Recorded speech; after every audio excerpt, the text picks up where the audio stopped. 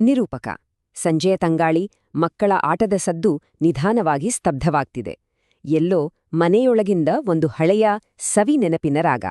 ಆಗ ಅಜ್ಜನ ಮಗ್ಗುಲಲ್ಲಿ ಕೂತಿದ್ದ ಒಂದು ಪುಟ್ಟ ಧನಿ ಕುತೂಹಲದಿಂದ ಕೇಳಿತು. ಮಗು, ಅಜ್ಜ? ಹೌದು ಕಂದ, ನೀನಂದ್ಕೊಂಡಿದ್ದು ಸರಿನೇ. ನಮ್ ರಾಜ್ಯ ಅಂದ್ರೆ ಒಂದು ದೊಡ್ಡ ಕುಟುಂಬ ಇದ್ದ ಹಾಗೆ. ಆ ಇಡೀ ಕುಟುಂಬರ ಒಳ್ಳೇದು ಕೆಟ್ಟದ್ದು ನೋಡ್ಕೊಳಕ್ಕೆ ಒಂದು ದೊಡ್ಡ ಮನೆ ಇದೆ. ಅದು ನಮ್ಮೆಲ್ಲರ ಮನೆ. ಅಜ್ಜ, ಆ ದೊಡ್ಡ ಮನೆಗೆ ಒಂದು ಹೆಸರಿದೆ ಗೊತ್ತಾ? ಅದನ್ನ ರಾಜ್ಯ ವಿಧಾನ ಮಂಡಳ ಅಂತ ಕರೀತಾರೆ. ನಮ್ಮ ದೇಶದ ಸಂವಿಧಾನ ಅನ್ನೋ ದೊಡ್ಡ ಪುಸ್ತಕದ 168ನೇ ವಿಧಿಯಂದಿ ಈ ಮನೆ ಹೇಗಿರ್ಬೇಕು ಅಂತ ಸ್ಪಷ್ಟವಾಗಿ ಬರೆದಿದ್ದಾರೆ. ನಮ್ಮೆಲ್ಲರ ಬದುಕಿನ ದಾರಿಯನ್ನ ನಿರ್ಧರಿಸೋ ಜಾಗ ಅದು. ನೋಡು, ಪ್ರತಿಯೊಂದು ಮನೆಗೂ ಒಬ್ಬ ಹಿರಿಯರು, ಯಜಮಾನರು ಇರ್ತಾರಲ್ವಾ? ಹಾಗೇನೆ ನಮ್ಮ ಈ ರಾಜ್ಯದ ದೊಡ್ಡ ಮನೆಗೂ ಒಬ್ರು ಮುಖ್ಯಸ್ಥರಿರ್ತಾರೆ. ಅವರೇ ರಾಜ್ಯಪಾಲರು. ಅವರು ನಮ್ಮ ರಾಜ್ಯದ ಗೌರವದ ಸಂಕೇತ.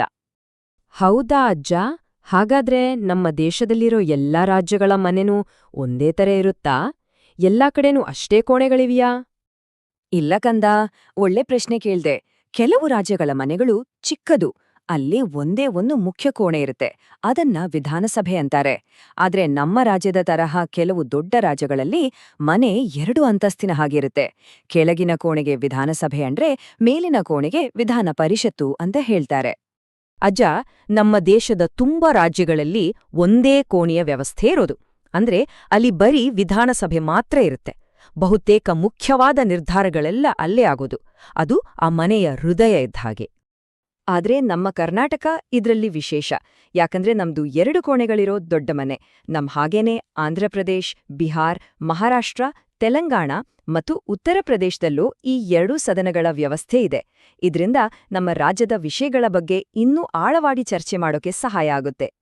ಅಜ್ಜ, ನಮ್ಮ ಸಂವಿಧಾನದಲ್ಲೇ ಸ್ಪಷ್ಟವಾಗಿ ಹೇಳಿದ್ದಾರೆ, 2 ಸದನಗಳಿದ್ರೆ ಒಂದನ್ನು ವಿಧಾನ ಪರಿಷತ್ ಅಂತಲೂ ಇನ್ನೊಂದನ್ನು ವಿಧಾನಸಭೆ ಅಂತಲೂ ಕರೆಯತಕ್ಕದ್ದು ಅಂತ.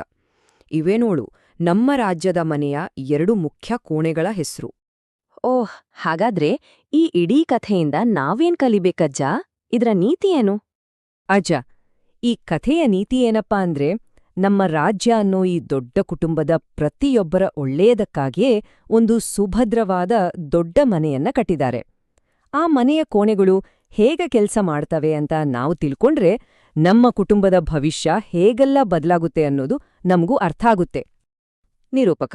ಆ ಅಜ್ಜನ ಮಾತುಗಳು ಸಂಜೆಯ ನಿಶ್ಶಬ್ದದಲ್ಲಿ ತೇಲುತ್ತಿದ್ದವು.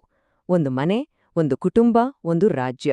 ಈ ದೊಡ್ಡ ಮನೆಯಲ್ಲಿ ಆಗುವ ಪ್ರತಿಯೊಂದು ನಿರ್ಧಾರವೂ ನಿಮ್ಮ ಬದುಕಿನ ಮೇಲೆ ಹೇಗೆಲ್ಲ ಪರಿಣಾಮ ಬೀರಬಹುದು, ನಮ್ಮ ದಿನನಿತ್ಯದ ಜೀವನವನ್ನು ಅದು ಹೇಗೆ ರೂಪಿಸುತ್ತೆ ಅಂತ ನಾವು ಎಂದಾದರೂ ಆಳವಾಗಿ ಯೋಚಿಸಿದಿವಾ? ಯೋಚಿಸಬೇಕಿದೆ.